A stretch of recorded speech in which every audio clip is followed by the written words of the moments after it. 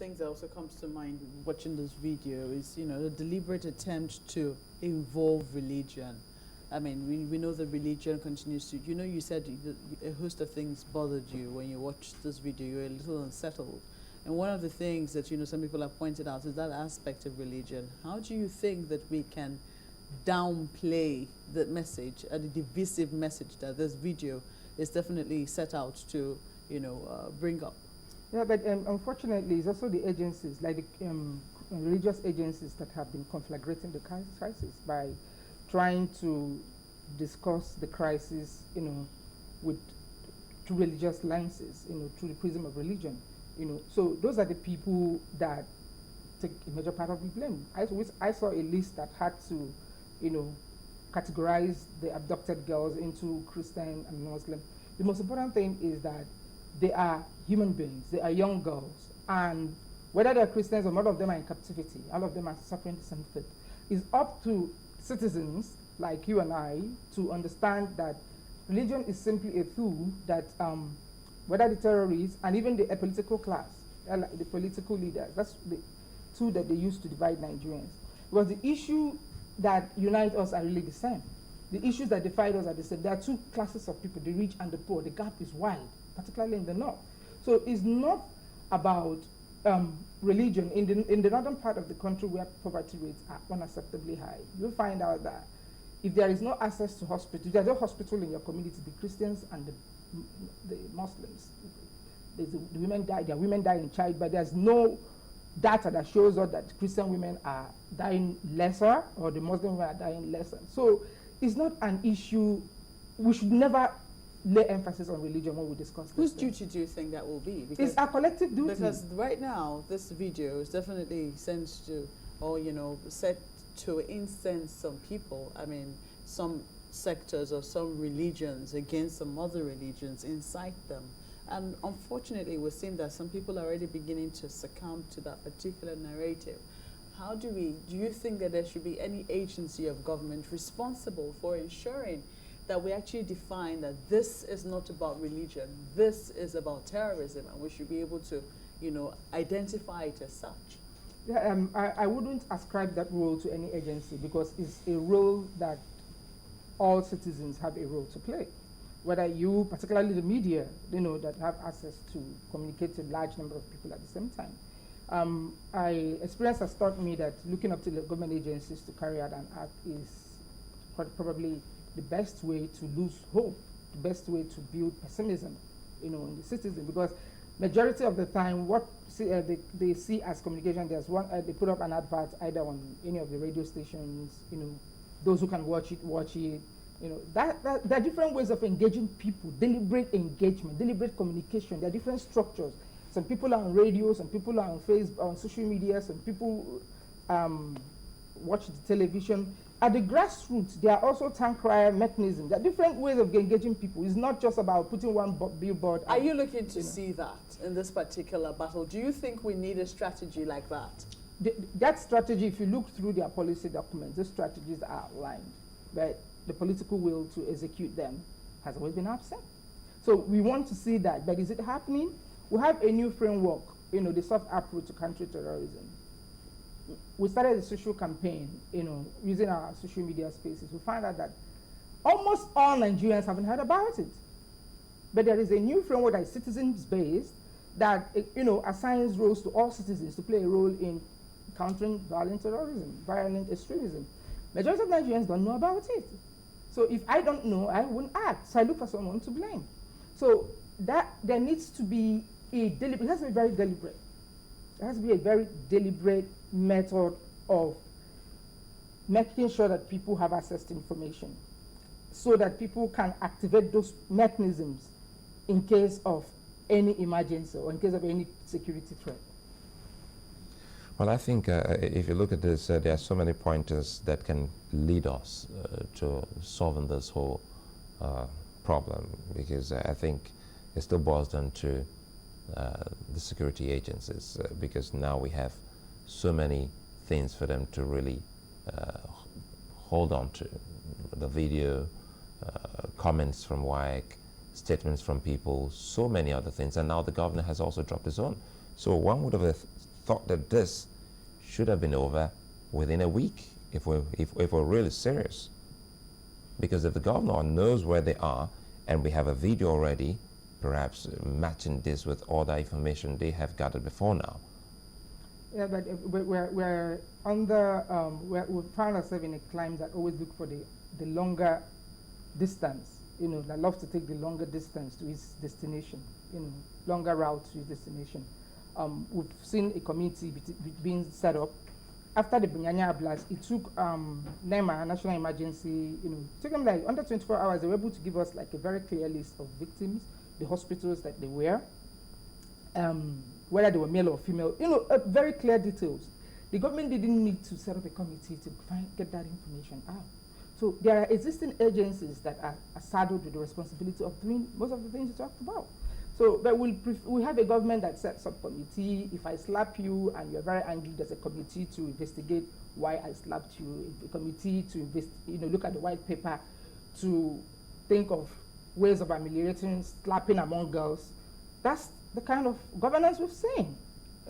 So it's really simple. There are agencies. What the government needs to do is to build the capacity of those agencies to do what they have been established to do. So far, the agencies have been dormant. What we have seen is the government agencies have now outsourced their responsibilities to the international community. Till this date, we have no clear data of the number of missing girls. Even the one released by the West African Examination Council, the list is different from the one I have. It's not the same numbers. If you look at the list video, do you have? The video has a different, if you do like a head count of the girls, it's different from the numbers we've been using. Do you have any list yourself? Yeah, I've seen the list from Khan. I've seen, I didn't see the breakdown from WAEC, but WAEC gave a breakdown number of boys and girls, which also does not tally with the general figure we are looking at. We've seen what the figure are we even looking at in the first place? I don't know. So that's why each time I try to discuss it, I always say large number of girls. Large number of girls. I've had 200, I've had 130, I've had 220, but what I know is that there are so many girls out there that are missing. That's the most important thing. So I don't want us to, I have deliberately refrained from going into the specifics. At the end of this, it's better that this is a mere hoax, that we go out to look for these girls. It's better that it is a lie, that we go out and make an effort, then it turns out later to be true, and the time we make an effort, it becomes too late. But don't you think the specifics will actually, or should actually guide us in our search? Yes, the specific will guide us, but there are some general, premises that we agree on. The first one is there are girls that are missing. We have seen their parents who have established that, yes, I'm looking for my daughter. That is the most important thing. Even if it's one girl we're looking for, is what what's the work of the life of a Nigerian. Even if it's just one girl we're looking for, let us go out there and rescue that girl. Because when people say be patriotic, love your country, it's in things like this you build and inspire public confidence. What do you say to those? For instance, I see Ayoawe here who says, wait a minute, where did the Chibok girls get the uniform they're wearing from? He says, well, he doesn't think they were abducted in that one, and he suspected there must have been a tailor who was doing some of this. And so, are these some of the things we should also examine alongside what we see while we continue to search? But we've seen reports that suggested that there's a lot of money behind, a lot of money exchanging hands, terrorists being paid as much as $3,000. I've seen that report. So there's also information out there that these people receive a lot of support. So if they receive a lot of support to carry out their terror activities, what is a tailor? Tailor is a small investment. It's possible that wherever they come, they have everything. They have their equipment, they have their armory, they have their cooks, they have their kitchen.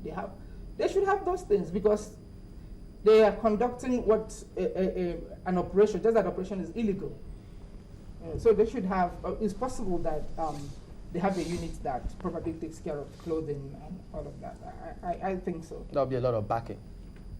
There'll be a lot of backing, but we have to follow the money. Is the government following the money? It's easy to track who is funding these people. We have heard people say, there was a time they were trying to set up the amnesty committee. There were some people who were talking to them. What happened? Who are these people? How do they have access? What's the relationship with these people? So the issue is like the government really lacks the political will to take the kind of action that this insurgency requires. Yeah. That is what I find consistently missing. that we don't have one high-profile arrest of somebody up there, you know, that has been arrested, prosecuted. Yeah, that's part. I mean, we understand that Senator Alindoma is still undergoing. I think the matter is in court now, if I remember properly, and so it's still there. So until the courts decide. Yeah, we continue to wait until the courts decide. But so far, I think that is what has really fueled this crisis. The three uncertainties: the uncertainty of the perpetrators. We're never sure we're ever going to know who these perpetrators are. There's also the uncertainty of prosecution, because you don't know them, the prosecution happens. Then there's also uncertainty of justice. Okay. We'd like to thank you for coming on. Victoria Ibezim-Ohaeri is the Executive Director, Spaces for Change. We'll be back after this and possibly look at your comments today. So join us again if you can.